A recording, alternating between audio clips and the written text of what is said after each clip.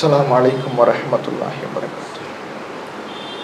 அல்ஹம்துலில்லாஹி ரப்பில் ஆலமீன். கண்ணியத்துக்குரிய எல்லாம் வல்ல அல்லாஹ்வின் நல்லடியார்களே, இந்த இந்திய தேசம் தன்னுடைய மதச்சார்பற்ற தன்மையிலிருந்து விலகி, ஜனநாயகத்தை விட்டு விலகி, சிறுபான்மையினருக்கு எதிரான ஒரு மத வெறியை அடிப்படையாக கொண்ட தேசமாக செல்ல ஆரம்பித்திருப்பதை நம்மால் பார்க்க முடிகிறது. சிறுபான்மையினருடைய உரிமைகள் தொடர்ச்சியாக பறிக்கப்பட்டே வருகிறது.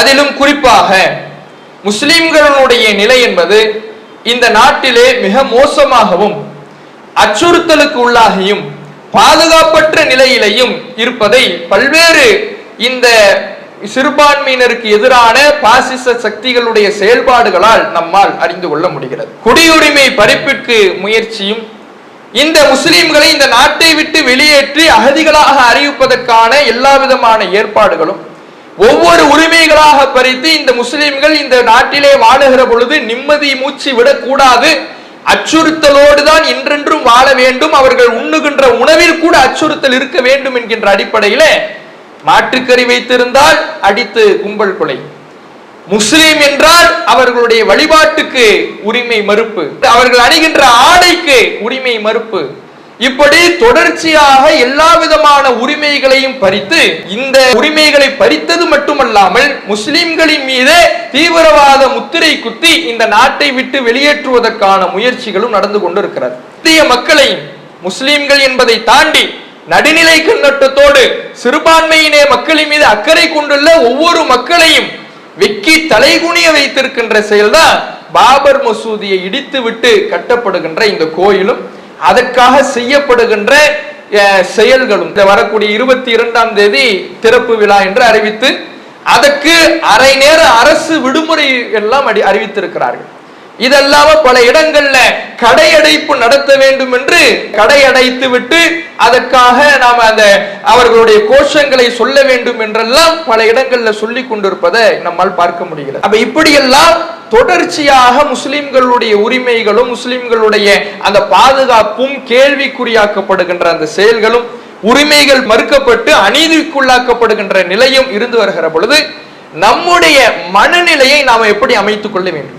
ஒரு ஈமானிய பலம் உள்ள ஒரு மூமினுடைய நிலை எப்படி இருக்க வேண்டும்? அல்லாஹ்வின் மீது முழு தவக்கல் வைக்க வேண்டும்.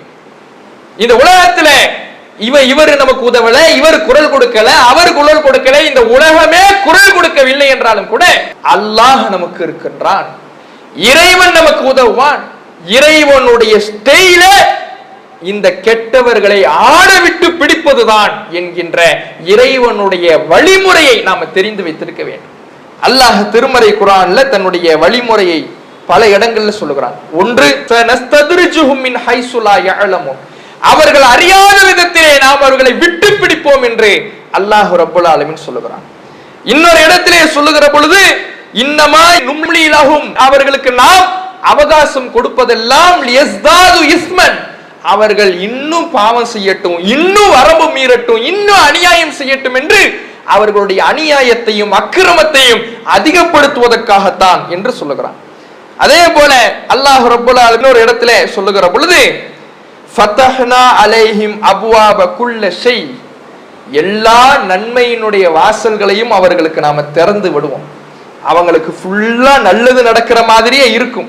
ஹத்தா இதா ஃபரிஹு பிமா ஊது, அவர்களுக்கு கிடைக்கிற நல்லதெல்லாம், அவர்களுக்கு சாதகமாக அமைகின்ற சூழல்களின் போதெல்லாம் அவர்கள் பூரிப்பு கொள்வார்கள், மகிழ்ச்சி அடைவார்கள்.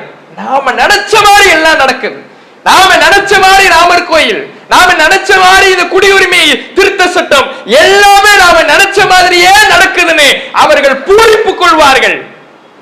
அவர்கள் பூரிப்பு கொள்ளுகிற பொழுது அகதுனாகும் பகதா, அவர்களை திடீரென்று நாம் பிடிப்போம், திடீரென்று அவர்களை நாம் தண்டிப்போம், பிடிப்போம். அந்த நேரத்துல அல்லாஹ்வுடைய பிடி என்பது கடுமையாக. இதுதான் ஒரு மூமின் தன்னுடைய உள்ளத்துல பதிய வைக்க வேண்டிய விஷயம். அல்லாஹ் எப்போது பிடிப்பான் என்று தெரியாது, அல்லாஹ் எவ்வளவு விடுவான் என்று தெரியாது. விடுவான், எந்த அளவுக்கு விடுவான்? அவன் நினைக்கின்ற காரியங்கள் எல்லாம், எதிரிகள் நினைக்கின்ற காரியங்கள் எல்லாம் நிறைவேறுகின்ற அளவுக்கு விடுவான்.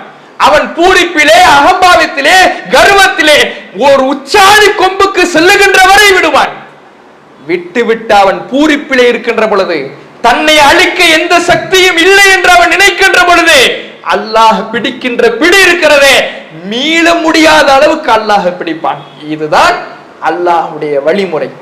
நபிகள் நாயகம் ஸல்லல்லாஹு அலைஹி வஸல்லம் அவர்கள் கூட சொல்கிறார்கள், இறைவனுடைய நியதி என்னவென்றால், இந்த உலகத்திலே எது உயர்ந்தாலும் உச்சிக்கு போனாலும் இல்லா வல்லாஹு, அதை ஒரு நாள் தாழ்த்தியே அல்லாஹ் தீர்வான். கீழே கொண்டு வந்துட்டு தான் அல்லாஹ் முடிப்பான். மேல போய்கிட்டே எந்த ஒண்ணு இருக்காது.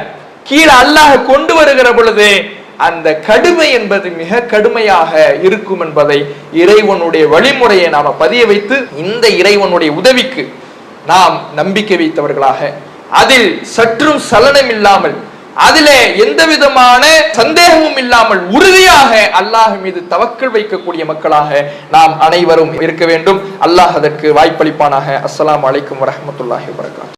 இஸ்லாம் மற்றும் சமுதாய செய்திகளை அறிந்து கொள்ள தமிழ்நாடு தௌஹீத் ஜமாஅத் யூடியூப் பக்கத்தை உடனடியாக சப்ஸ்கிரைப் செய்து கொள்ளுங்கள். மேலும் பெல் பட்டனையும் கிளிக் செய்து கொள்ளுங்கள்.